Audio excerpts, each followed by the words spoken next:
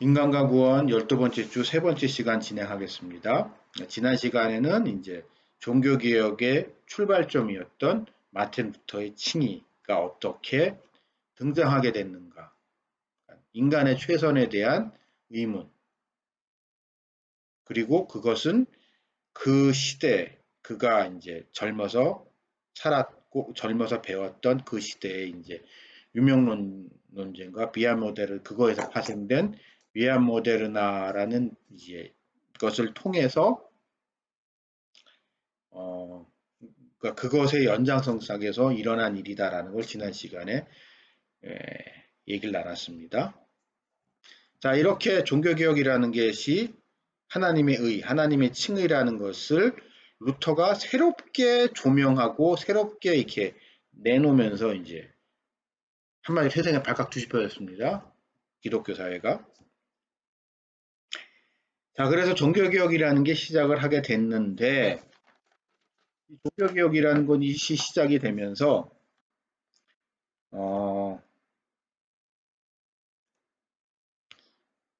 종교개혁, 그러니까 기존의 로마 교회의 문제점에 공감을 하고, 그거 동의하고, 이대로는 안 되고, 이제 새로운 개혁이라고 해야 되나요? 새로운 이제 교회의 혁신? 뭐 하여튼 이런 게 필요하다고 했었던 오늘날의 이제 종교개혁이라고 하는 그 운동에 참여했었던 많은 사람들 사이에 새로운 논쟁이 등장하게 됩니다. 이 칭의에 관한에 있어서.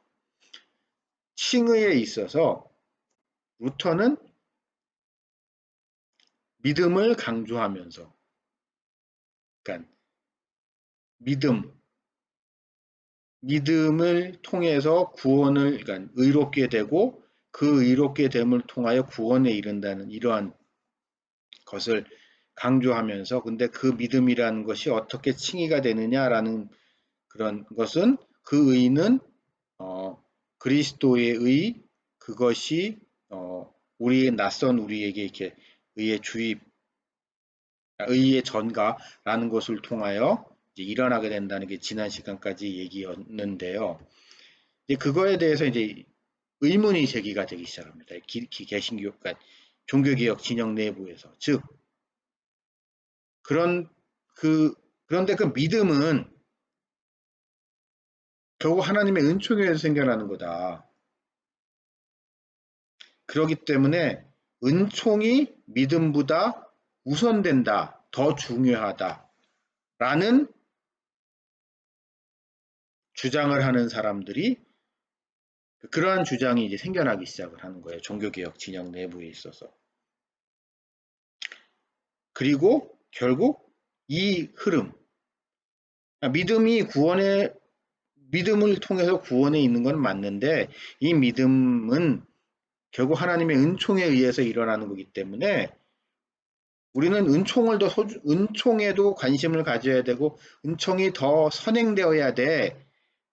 것을 강조한 게 결국 개혁교회, 우리가 지고 있는 장로교 전통이 출발하는 그 시기에 그러한 경향성을 가지고 있었던 사람들이라고 봐야 합니다. 그래서 이제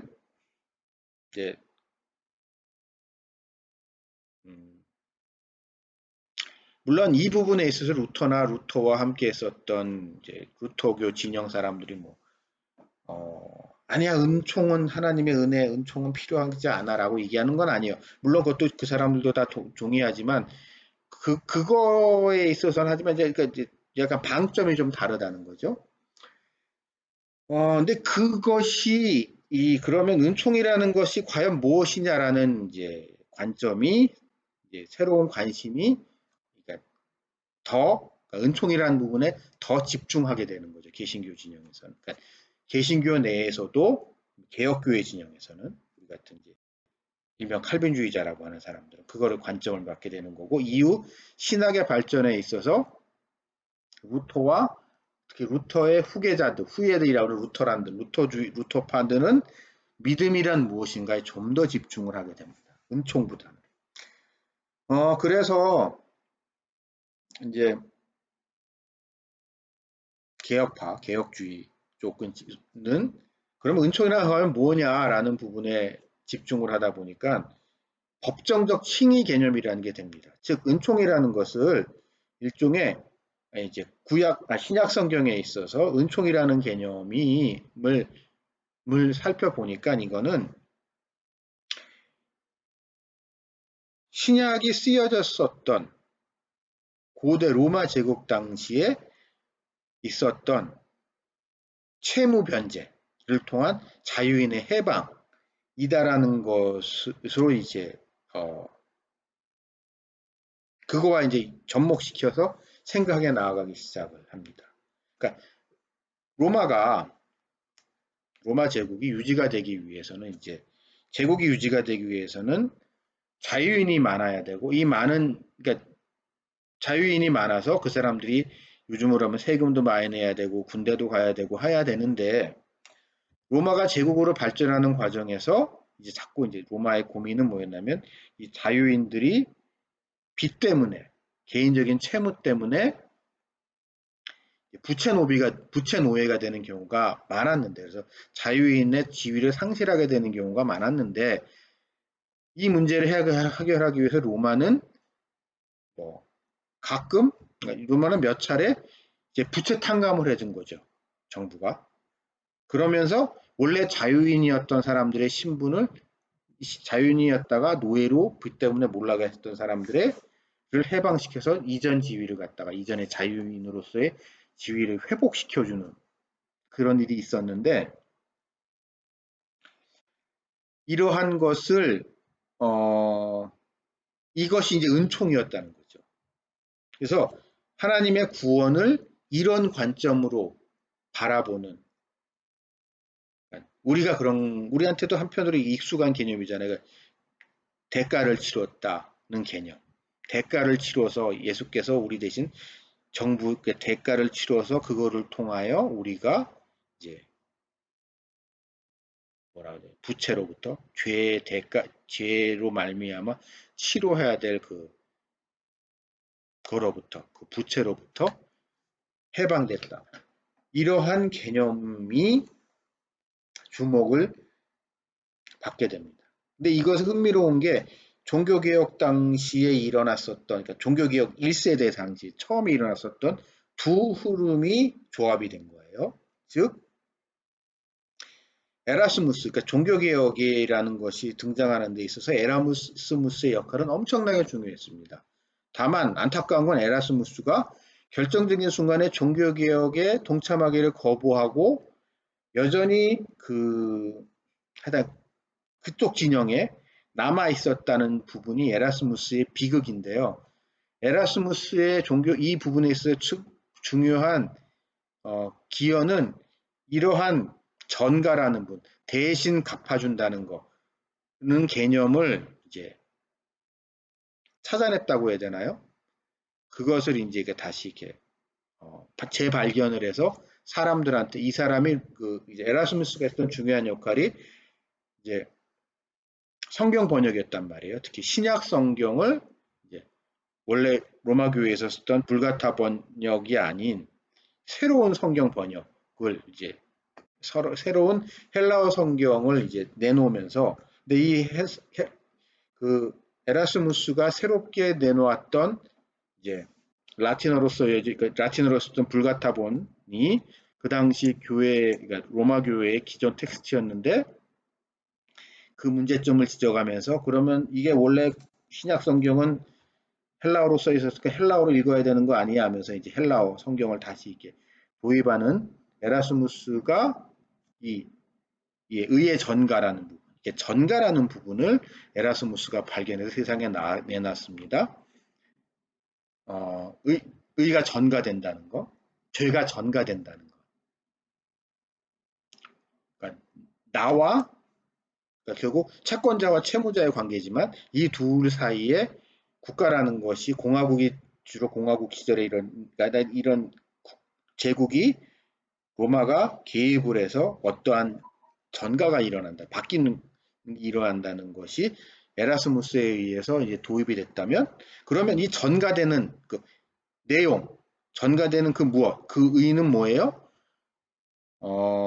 지난 시간까지 살펴봤던 마틴 루터가 발견했었던 낯선 의, 내 안에는 있지 않았던 그 전적으로 타락했기 때문에 내 안에는 아무런 가능성이 없는, 나의 최선이라는 것도 아무 의미가 없는, 전적으로 무능력한 존재인 나에게 있을 수 없는 그 의의가, 그리스도의 의의가, 이 둘이 결합이 된 거죠. 즉, 그 인간이 그 칭의라는, 그러니까 칭의에 있어서 칭이라고 해야 되나요? 그런 어떤 프로세스 자체는 에라스무스에서 발견이 됐다면, 에라스무스에서 발견된 거라면은, 그러면 그것을 통하여 들어가는 게 뭐냐? 일어나는 그런 내용이 뭐냐? 내용물이 뭐냐? 그것은 루터에 의해서 발견된 낯선 의, 외부의 의, 이걸 즐거운 교환이라는 표현을 쓰는데, 이러한 일이 일어나면서 이제 우리에게 구원에 이르게 되는, 우리가 구원에 이르게 된다는 것이 큰 틀 속에서 종교개혁 당시에 모든 그러니까 모든 종교개혁 진영, 프로테스탄트 진영이 가지고 있었던 기본적인 공통점, 그러니까 동의하는 공감대를 가지고 있었던 그런 부분이라고 할 수 있습니다. 어, 그러나 이제 이것이 또 시간이 지나면서 칭의라는 부분에 있어서 이제 또 다른 논란을 가지고 오게 돼요. 그래, 그 다 맞는데 그럼 그게 과연 진짜로 일어났는지 안 일어났는지, 네가 주관적인, 네가 그래 그런 의의 전가와 그런 칭의와 구원을 네가 받았다는 게 것에 대한 객관적인 근거는 과연 무엇이냐? 그냥 네 혼자 주관적으로 나 구원받았어 라고 얘기를 하지만, 너가 그렇다고 해서 그걸 가지고 어떻게 그걸 극복할 것이냐라는 문제가 제기가 됐고, 또한 이거와 맞물려서 그럼 율법의 문제를 과연 어떻게 할 거냐, 행함에 관한 율법에 관한 문제를 과연 어떻게 할 것이냐와, 또 마지막으로 그럼 인간이 할 수 있는 게 뭐냐, 인간은 뭘 해야 되냐라는 이러한 이제 논쟁들이 그 당시에 이제 일어나게 됐고, 그러한 부분 때문에 많은 논쟁이 벌어지게 됩니다. 무슨 얘기인고 하니, 기본적으로 칭의라는, 지금 제가 앞에서 말씀드렸던 칭의라는 부분, 어, 하나님의 은총으로 인하여 우리가 믿음이라는 게 생겼고, 믿음을 통하여 칭의라는 게 우리에게 일어나서 결국 우리가 구원에 이르게 됐다는 큰 틀에 의해서는, 이에 대해서는 대부분의 사람들이 동의를 했지만, 그거와 관련된 세부 사항과 그거에 대한 이제 영향이라고 해야 되나요? 그거에 의한 결과에 대한 많은 부분, 그런 부분에 있어서 많은 논란들이 있었고, 그게 그 논란은 지금 제가 말씀드렸던 이 큰 세부류에서 일어난 겁니다. 어, 그래서 이제 어, 그것 때문에 많은 논란이 일어나게 돼요. 많은 논란이. 그리고 그것 때문에 종교개혁 진영 전체가 하나가 될 수 없었고 수많은 분파로 나눠지게 됩니다. 그러니까 물론 이제 종교개혁 진영이 여러 개로 나눠졌느냐에 대해서는 뭐 여러 가지 요인들이 있어요. 여러 가지 요인들이 있어 딱 잡아서 이거 하나다라고 얘기할 수는 없지만, 그들이 기본적으로 다 동의했었던 부분은 이 칭의라는 부분에 있어서는 대부분, 그러니까 기본적으로 동의를 했는데, 칭의에서 파생된 문제에 대한 이해에 있어서 예를 들어서 쯔빙글리는 말할 것도 없고, 쯔빙글리나 교회, 그러니까 주류 종교개혁 진영에서부터 이제 배척을 받았던 제세례파조차도 많은 부분에, 기본적으로 이런 부분에 있어서 많은 부분에 있어서는 동의를 했었던 사람들이었어. 그때까지는 같이 갔다는 거죠. 근데 시간이 지나면서 이제 그런 세부적인 사항 하나하나에서 작은 차이가 점점 벌어지면서 이제 이 교회는, 그러니까 안타깝게도 종교개혁 진영은 분열이 되고 서로 이제 힘을 합치지 못했던, 지금만 생각을 하면은 우리가 보기엔 아무것도 아닌 것 같은 이런 문제들이 그 당시에 그들에게는 매우 매우 중요한 문제였고, 그래서 이제 하나가 돼서 종교까지 로마 교황과 신성 로마 제국에 대항하지 못했던 참 안타까운 역사 가지고 있는데, 결국 이 모든, 그리고 심지어 개혁교회 진영 내에서도, 개혁교회라는 건 여러분 이제 독일의 루터 교회 같은 경우에는 루터라는 탁월한 지도자가 있었고, 결국 다 루터의 후임을 자처한 사람들이기 때문에, 루터가 이렇게 얘기했어라면 그 루터의 말에 절대적인 권위를 그 진영 내에서 가지고 있기 때문에 이제 논의가 쉽게 정리가 되는데, 특히 개혁교회 진영은 물론 즈빙글리가 가장 중요한 역할을 했지만 초창기에 여기저기서 막 자생적으로, 특히 스위스라든지 이런 스위스의 여러 지역들 내지는 뭐 지금의 네덜란드의 여러 지역들이 같은데, 이런 데서 자생적으로 일어났던 여러 운동들이 이쪽에 이렇게 큰 바운더리 속에서 연합이라고 해야 되나요? 그러니까 이렇게 뭉쳐진 거기 때문에 다 이게 중구난방이었던 거죠. 중구난방이었었는데, 그거를 최종적으로 정리한 게 결국 칼빈입니다. 우리가 잘 알고 있는 종교개혁 칼빈. 칼빈은 여러분 이제 수업 시간에 많이 들으셨겠지만 2세대 종교개혁자입니다. 2세대. 그러니까 칼빈은 결국 자기 선배들이 했었던, 벌려놨던 수많은 논란들과 논쟁들을 최종적으로 하나로 정리한 사람이에요. 그러니까 정리하면서 이게 하나의 시스템으로 만들었다고 해야 되나요? 그게 이제 칼빈의 천재성이 거기서 나타나는 거예요. 그러니까 루터의 탁월함은 사람들이 몰랐던 거를 끄집어내고 발견해서 이제 팍 이제 지르는 거였다면, 루터는 자기 선배들이 했던 이 얘기 저 얘기들을 쫙 모아가지고 그거 갖다가 체계적으로 정리한 게 칼빈의 위대함입니다.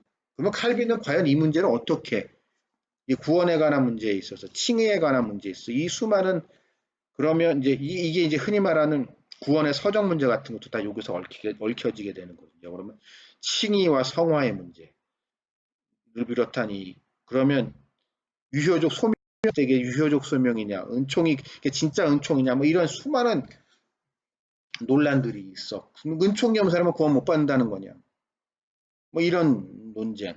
그러니까 그러면 왜 그 사람한테는 은총을 베풀지 않으시냐라는 이런 많은 논쟁들이 때문에 이제 논란이 내부적으로 말하는데, 그러니까 칼빈은 이 모든 것을 아주 깔끔하게 정리합니다. 칼빈은 이 모든 논란을 기본적으로 기독론적으로 그리스도 중심적으로 해석하면서 이거를 총정리를 합니다. 즉 구원에 있어서의 가장 이런 모든 칭의나 이런 모든 게 결국 뭐예요? 그리스도와의 연합을 통해서 이루어지는 거잖아요. 우리가 의롭게 되는 것도 그리스도와의 연합을 통해서 일어나는 거고, 믿음을도 일어나는 것도 결국 그리스도와의 연합을 통해서 일어나는 거고, 은총을 통해서 일어나는 것도 결국 그리스도와의 연합을 통하여 일어나는 거죠. 무슨 얘기인지 이해가 됐나요? 그렇기 때문에 결국 중요한 거는 우리가 그리스도와 연합하는 거다. 그리스도와의 신비한 연합. 그래서 칼빈의 이야기, 칼빈이 여러분 이제 앞으로 칼빈의 글들을 읽으실 기회가 많이 있을 텐데, 신학자로서 칼빈의 위대한 점은 뭐 여러 가지가 있겠지만 저는 개인적으로 칼빈의 글을 읽으면 은혜가 돼요. 이게 놀라운 점인데요. 이 대부분의 신학자들의 글이 딱딱하고 재미가 없고 이렇게 별로 은혜가 안 되는데, 칼빈은 이 그리스도 중심성, 기독론적인 해석에 포커스를 맞추고 기본적으로 그 포지션을 가지면서 모든 신학적인 논쟁을 몰아가기 때문에요. 이 구원론에서조차도 이 모든 것의 공통점인 예수 그리스도, 그 예수 그리스도와 죄인인 구원받을 수 없었던 내가 연합한다는 점을 강조하면서 이 모든 논란을 이제 하나로 묶으면서 정리를 해 놨습니다. 그러면서 오늘날 우리가, 그리고 이 결국 어, 그러면서 또 나오는 게 뭐예요? 그렇게 되면 결국 이 그리스도와의 언약의 문제 같은 것까지도 발전을 하게 되는 거죠. 왜냐하면 예수님이 말씀하셨으니까. 예수님이 우리에게 말씀으로 약속하신 부분이니까. 언약, 그러면서 언약 신학으로까지 발전해 나아가게 되는 거죠. 이렇게 칭이라는 것, 지난 시간에서 루터부터 시작한 종교개혁은 어, 칭의론 중심으로 있었던 종교개혁은 최종적으로 루터, 칼빈의 칭의론의 기독론적인 재해석과 재정립을 통하여 이제 최종적으로 자리를 잡게 됐고, 그 이후에 그것이 오늘날 우리에게까지 전해져서 여러분과 제가 개혁신학을 공부하는 그러한 사람으로 있게 됐습니다. 오늘 강의 6기까지 하고요. 다음 시간에 그러면 칼빈 이후에 칭의론이 어떻게 발전해 왔으며 최종적으로 20세기의 칭의론에 관한 부분, 그러니까 구원에 관한 부분이, 구원론에 관한 부분이, 인간론에 관한 부분이 어떻게 발전했는지를 20세기까지 하면서 제가 개인적으로 20세기의 가장 중요한 구원론에 관한 부분에 있어서 가장 중요한 발전이라고, 업적이라고 생각하는 보네포의 이야기까지